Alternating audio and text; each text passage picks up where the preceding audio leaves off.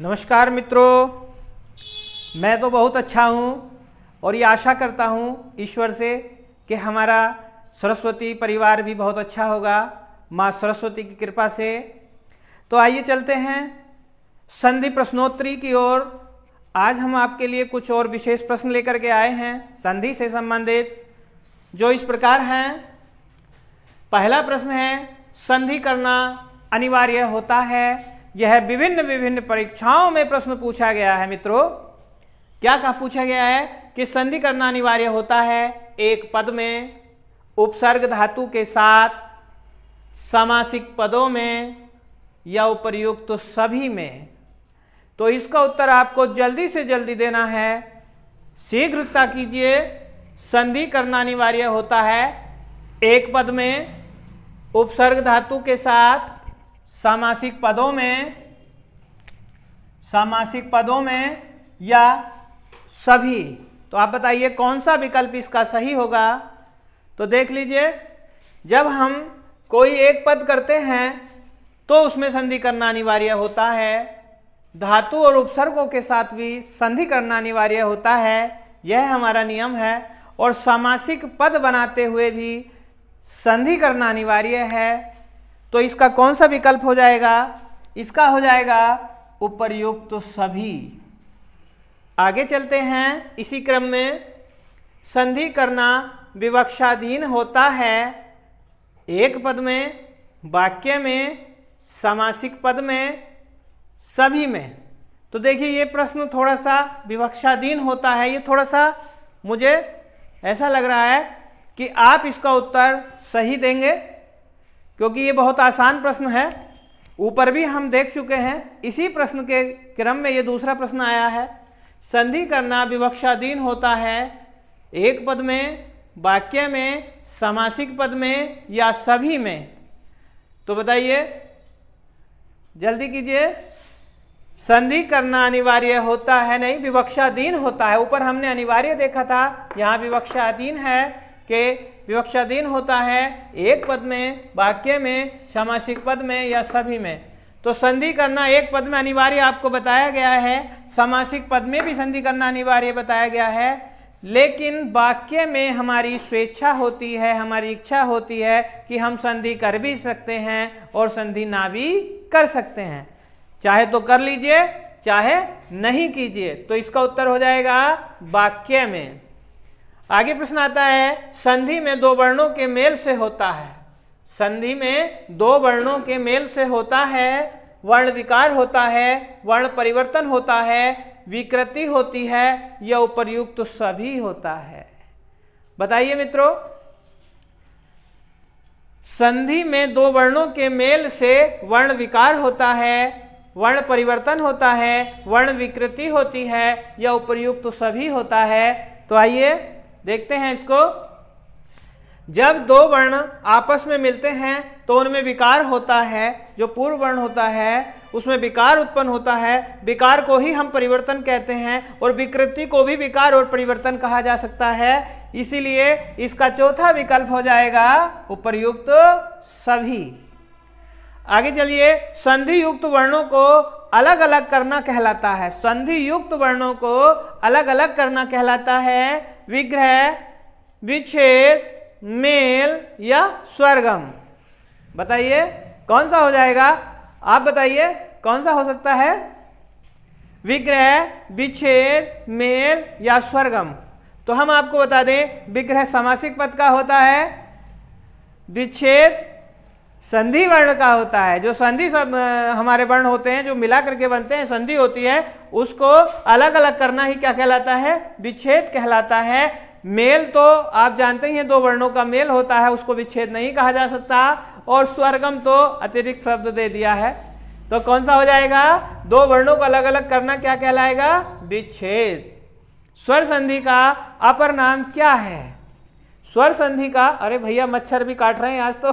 स्वर संधि का अपर नाम क्या है? आपको बताना है। हल वर्ण, हल संधि, अच संधि, दोनों या कोई नहीं। आपको बताना है मित्रों, स्वर संधि का अपर नाम है हल, अच, दोनों या इनमें से कोई नहीं, या इनमें से कोई नहीं।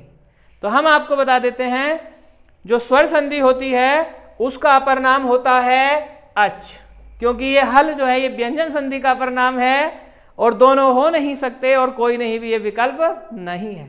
तो कौन सा विकल्प है? अच संधि। स्वर संधि को हम अच संधि के नाम से जानते हैं क्योंकि हमारे सारे स्वर अच प्रत्याहार में लिए गए हैं, अच प्रत्याहार में आते हैं, इसीलिए इनको अच संधि के नाम से जाना जाता है।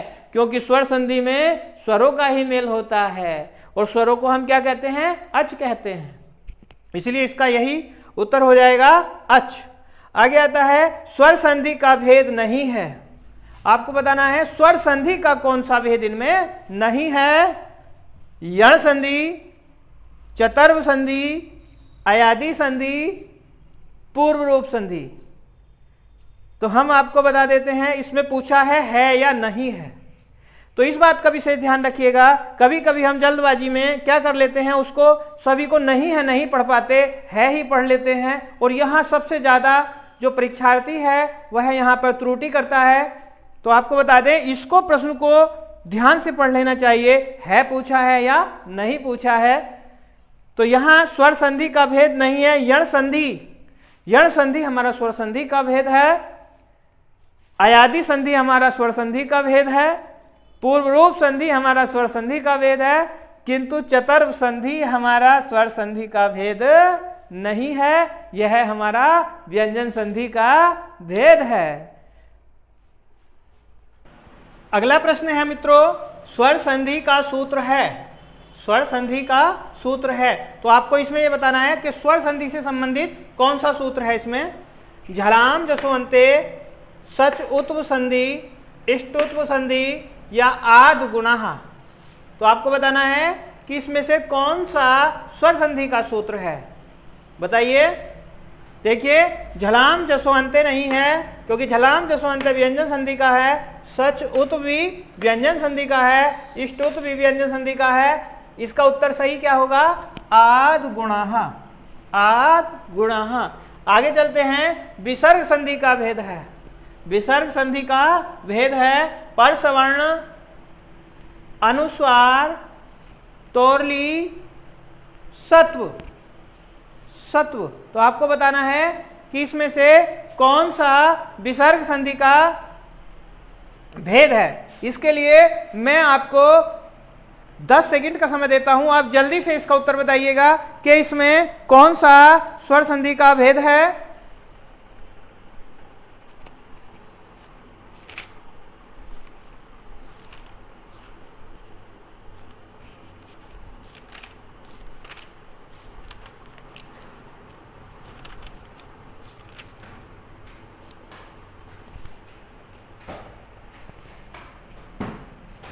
बताइए मित्रों, पर सवर्ण, अनुस्वार, तोरली, सत्व।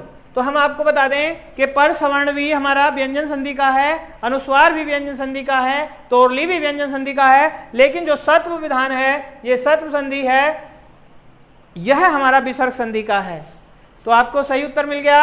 आगे चलिए, हसी च संधि का भेद है। हसी च संधि भेद कौन सी संधि का है? स्वर संधि का, व्यंजन संधि का, विसर्ग संधि का या इनमें से कोई नहीं? बताइए मित्रों, हसी च संधि भेद है स्वर संधि का, व्यंजन संधि का, विसर्ग संधि का या इनमें से कोई नहीं? तो हम आपको बता दें स्वर संधि का भेद नहीं है, व्यंजन संधि का भी भेद नहीं है, हसी च हमारा विसर्ग संधि का भेद है। किसका भेद है? विसर्ग संधि का भेद है। आगे आता है पयोधरे शब्द में संधि है। आपको बताना है पयोधरे शब्द में संधि है, स्वर है, विसर्ग है, व्यंजन है या सभी है? बताइए मित्रों, पयोधरे शब्द में संधि है तो आपको बताना है स्वर संधि है, विसर्ग संधि है, व्यंजन संधि है या सभी हो सकती हैं। तो हम आपको बता दें इसमें कौन सी संधि हो जाएगी? विसर्ग संधि हो जाएगी। कौन सी हो जाएगी? विसर्ग संधि हो जाएगी, क्योंकि हमारा विसर्ग का क्या बन जाता है? ओ बन जाता है। क्या बन जाता है? ओ बन जाता है। तो यहाँ पर पयोधरे में कौन सी संधि होगी? विसर्ग संधि होगी। तो मित्रों आज के लिए इतना ही पर्याप्त है। आप देखिए कि आपने कितने प्रश्न सही किए हैं और कितने प्रश्न गलत किए हैं, और जो गलत हुए हैं उनका अभ्यास कीजिए। यदि कुछ समझ में नहीं आता या कोई आपकी संधि स्पष्ट नहीं हो रही है तो आप हमसे मालूम कर सकते हैं। आगे हम आपके लिए और भी इसी क्रम में जो संधि प्रकरण प्रश्नोत्तरी है वह लेकर के आएंगे। यह भाग 2 है, भाग 3 जल्दी लेकर के आएंगे। तब तक के लिए नमस्कार, जय हिंद, जय भारत।